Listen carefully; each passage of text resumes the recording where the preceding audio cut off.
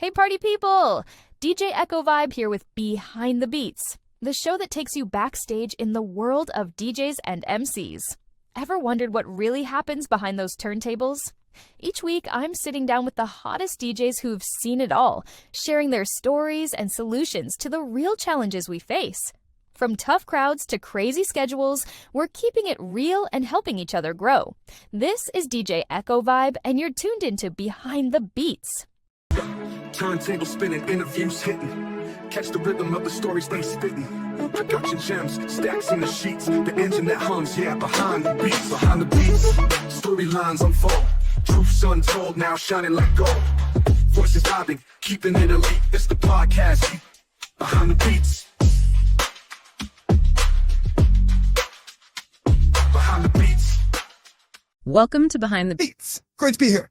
You've pulled together some really crucial material for this deep dive. It's all focused on something every single DJ needs to think about: hearing health. Absolutely vital. It comes up again and again. So we're going to get straight into it, how DJing can, put your ears at risk, but more importantly, what we can actually do about it. Yes, the practical steps. We'll look at the science behind the damage, different kinds of protection, headphones versus in-ear monitors, the whole thing. Sounds good. The goal is really just to equip people with the info they need. To make smart choices for the long run, protect those ears. Exactly, because once the damage is done, it's often, permanent. Okay, let's dive right in then. The silent killer, as some call it. How does DJing slowly damage hearing? Well, the core issue, and all the sources really point to this, is repeated exposure to loud noise. It's cumulative. Right. And there's this video from Club Ready DJ School that explains it well, talks about hair cells. We have about 16,000 of these tiny hair cells in our inner ear when we're born. They're what detect sound waves. And loud music, like in clubs or festivals, it literally bends them over. Yeah, that's the mechanism. They bend. And that temporary ringing you get after a gig, that's often them recovering, trying to stand back up. But the key is repeated exposure, isn't it? Doing that night after night. Exactly. If they're constantly being flattened, eventually they get damaged, they break, or they die off, and they don't regenerate. So the damage builds up gradually. You might not even notice it at first. Precisely. It often impacts your ability to understand speech clearly first, especially in noisy places. And it's strongly linked to tinnitus, which is that ringing sound. We'll definitely get more into tinnitus later, but there was a statistic, something about decibel levels. Yeah, the text source mentions that noise above 85 decibels, or dB, can cause hearing loss over time. And clubs, they're way louder than that. Oh yeah, often hitting 100, even 110 dBs or more. At those levels, damage can start in literally 15 minutes. 15 minutes? Wow. And DJs are in that environment for hours. Multiple nights a week, often. It really adds up. The Sound of Armin video also busts some myths, right? Like, it's not always obvious. Definitely. Myth 1. You'll notice it straight away. But often, it creeps up on you over years. That temporary ringing fades, so you think you're fine. But you're not, necessarily. Nope. Myth 2. Yeah. It's temporary. Mostly, it's permanent damage accumulating. And it's not just long exposure. A single loud event can hurt too. It can, yes. Like standing right next to a speaker stack when something goes wrong. And it's not just the music volume itself. Right. It's the total sound energy, the music, the crowd noise, the bar sounds. It all combines. But the good news, stressed in the sources. Yeah. It is preventable. Absolutely. That's the crucial message. It doesn't have to happen. And the text source really described those. Stereocilia, the little hairs. Yeah, they're the tiny structures on the hair cells. Super fragile. Prolonged high decibels just wear them down permanently. Okay, so let's talk gear. Headphones, essential for DJing, obviously. Can't mix without them. But they can also be part of the problem, a hidden danger. They definitely can be. Because what do you do when the club is loud? Or the booth monitors are blasting? You turn up your headphones to hear the cue track over everything else. Exactly. And that's pumping sound directly into your ear canal. There was a quote from an engineer, Kai Edwards. Yeah, warning about running 105 dB straight into your ears for hours every weekend. It's pretty stark when you think about it like that. And the type of headphones matters too. Closed back ones. Right. Most DJ headphones are closed back for isolation, which is good in one way, but they also trap the sound, potentially increasing the pressure right near your eardrum. So it's a bit of a double-edged sword. It really is. Necessary tool, potential hazard. And it's not just the headphones, the club environment itself. And it's often incredibly loud. Over 110 dBs isn't unusual, as we said. And the booth design can make it worse. Yeah, if it's poorly designed, you can get sound waves reflecting right back at you at ear level, creating hotspots of even louder sound. And it's not just about the overall loudness, is it? Something about frequencies.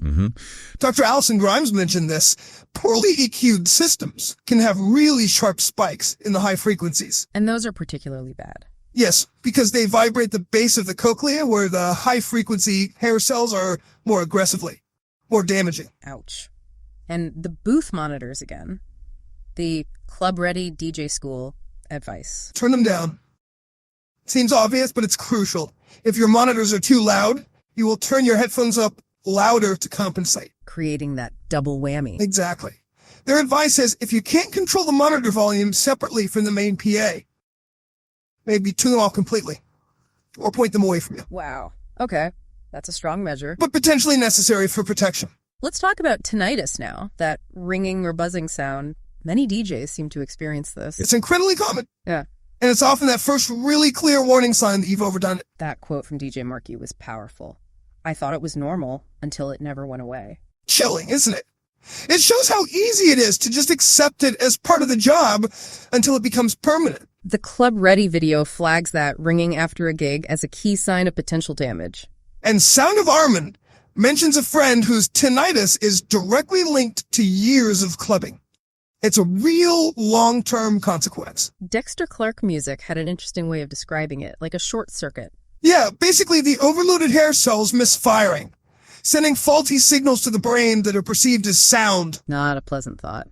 And other factors can increase the risk too.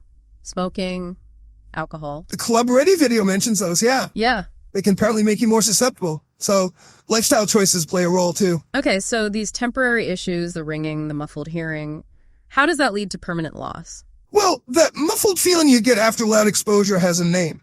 Temporary threshold shift, or TTS. Okay. If you keep experiencing TTS again and again without giving your ears enough time to fully recover. It stops being temporary. Exactly. It can lead to permanent noise-induced hearing loss, NIHL. The threshold shift becomes permanent. And Dexter Clark mentioned age being a factor in recovery. Right. As you get older, those damaged cells just don't bounce back as well. Damage that might have been temporary when you were 20 can become permanent when you're 40. And bass frequencies. They affect the whole inner ear. Yeah, that was an interesting point. While different frequencies target different parts of the cochlea, strong low-end bass can kind of vibrate the whole structure, potentially damaging even the cells responsible for higher frequencies over time. The main takeaway, though, from Sound of Armin and others, most of this NIHL is permanent. Irreversible. You don't get those hair cells back. Which brings us squarely back to prevention. Okay. The crucial part, what can we actually do? Right. The absolute number one piece of advice echoed everywhere. Turn the volume down whenever possible. It seems simple, but maybe hard in practice. It takes conscious effort, but it applies everywhere. Practicing at home, researching music, not just in the club.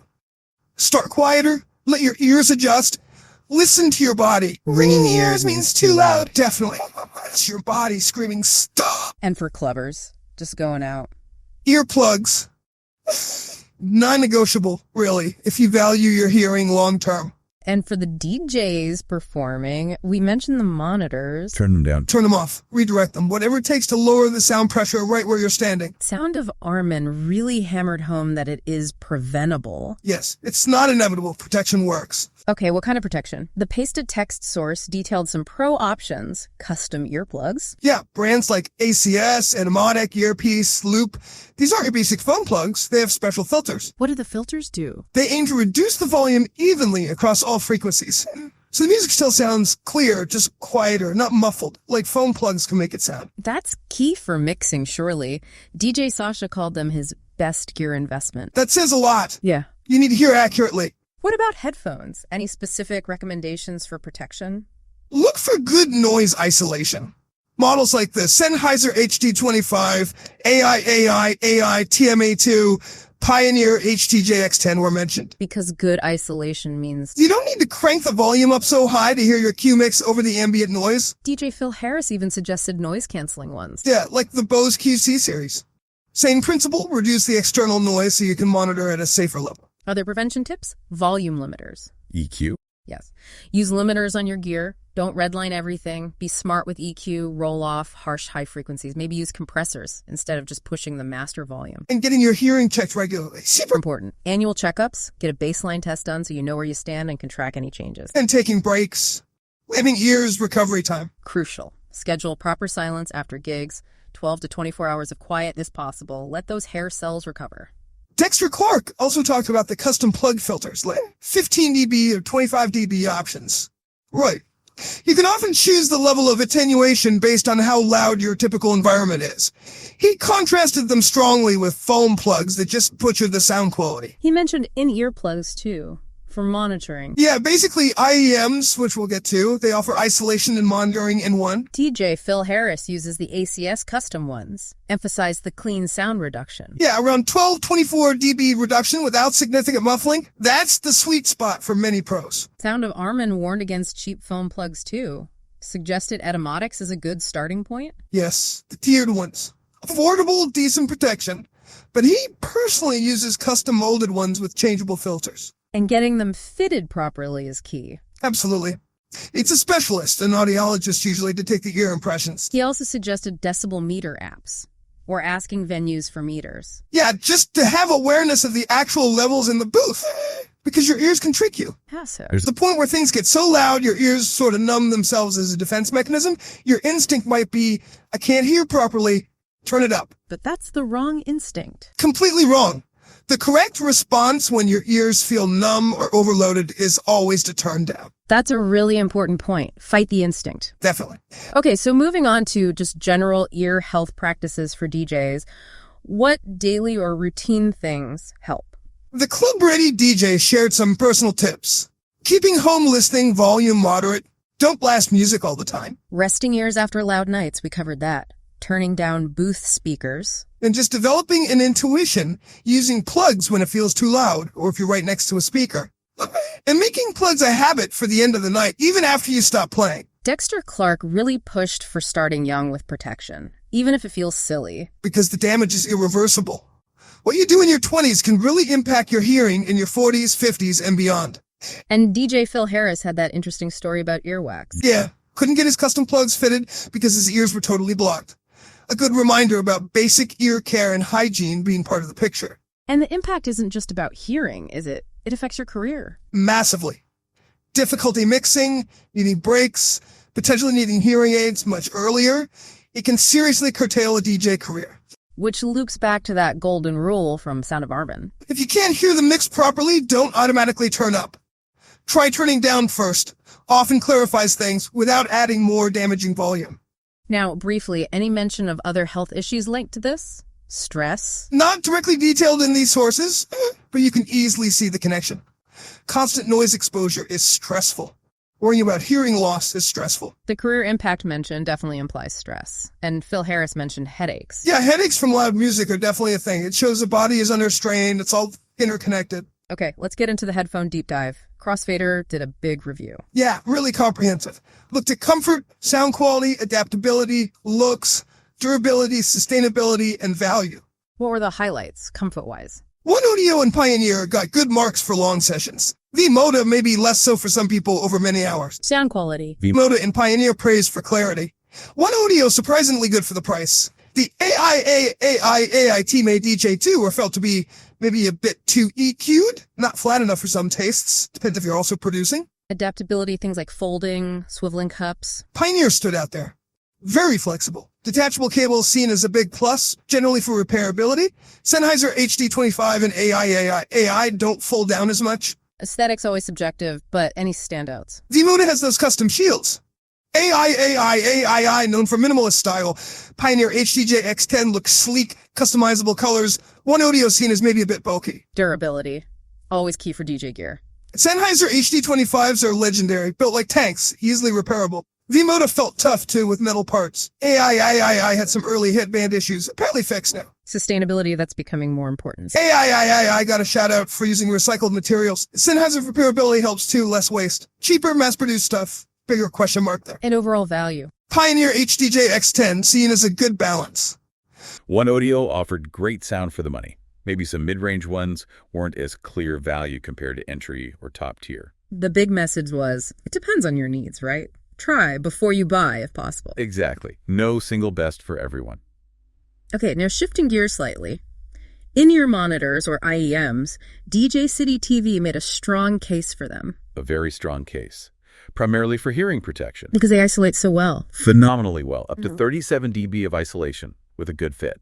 That means you can monitor at much, much lower volumes because you're blocking out so much external noise. What are the other advantages they mentioned? Reliable monitoring the sound is consistent regardless of the club's awful booth monitors. Accuracy, you might hear more detail in your tracks. Flexibility, you could DJ silently, just using IMMs. But downsides too, feeling disconnected. Yeah, that high isolation can make it hard to feel the crowd energy for some. And taking them in and out isn't as quick as flipping a headphone cup off your ear. Might take adjustment if you're used to headphone mixing techniques. They reviewed a few models, different price points. They did. Started with the Shure SE215 Pro, great value, around $100, good isolation, durable. They moved up.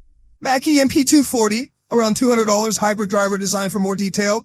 Shure SE535 Pro, around $450, triple drivers, very clear, used by pros like James Hype. Higher end. Mackie MP460, around $500, quad drivers, very flat, transparent sound, good for studio use too. And the top tier, custom ones. Ultimate Ears UE11 Pro, custom molded, so perfect fit. Quad drivers with dual bass, amazing clarity, punchy bass, ambient feature optional, highly customizable look, but very expensive, around $1,300 plus the cost of your impressions. Wow, big jump.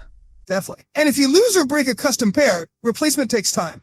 Ideal for top touring crows, maybe. So the reviewer liked the Customs best, but saw value elsewhere. Yeah, love the UE11s for comfort and sound, but acknowledge the universal fit ones are excellent too. Suggested trying cheaper IEMs first to see if you even like the format. And DJing LAB uses IEMs too. Yep. Mention the protection aspect, plus clear monitoring, especially in difficult rooms with feedback. Yeah. Uses them in split mono mode. So quite a range of options from traditional headphones to these IEMs. Definitely. Lots of ways to monitor, and increasingly ways to do it more safely. So, wrapping this up, it's really clear from all these sources. DJing is amazing, the passion is real, but it definitely carries this significant hearing risk. But, and this is the crucial bit, it's a risk you can manage. Actively. From just understanding how the damage happens, those hair cells, to exploring all the gear. Custom plugs that keep the sound clear, good isolating headphones, IEMs. The tools are there. It really puts the power back in the DJ's hands, doesn't it? Largely, yes. It requires being proactive. Thinking about your environment. Are those monitors too loud? Can I use plugs more often? Even just as a listener. The headphone and IEM reviews give loads to think about if you're looking to upgrade with protection in mind. Absolutely. Lots of choices at different budget levels now. But the absolute bottom line, the biggest takeaway, awareness and taking action consistently. Your ears are your tools, irreplaceable. So the question for everyone listening is, what steps will you take? What changes will you make to make sure you can keep enjoying and sharing music for years? Hopefully this deep dive gave you the knowledge to start making those choices. Check out the brands mentioned, maybe talk to an audiologist. Get that personalized advice. It's worth it. And maybe a final thought. Think of protecting your hearing not just as avoiding a negative, but as investing. Investing in your future career, your future enjoyment of everything sound-related. It's a positive investment. Turntable spinning, interviews hitting. Catch the rhythm of the stories they spitting. Production gems, stacks in the sheets. The engine that hums, yeah, behind the beats. Behind the beats, storylines unfold. Truths untold, now shining like gold. Voices vibing, keeping it elite. It's the podcast. Behind the beats.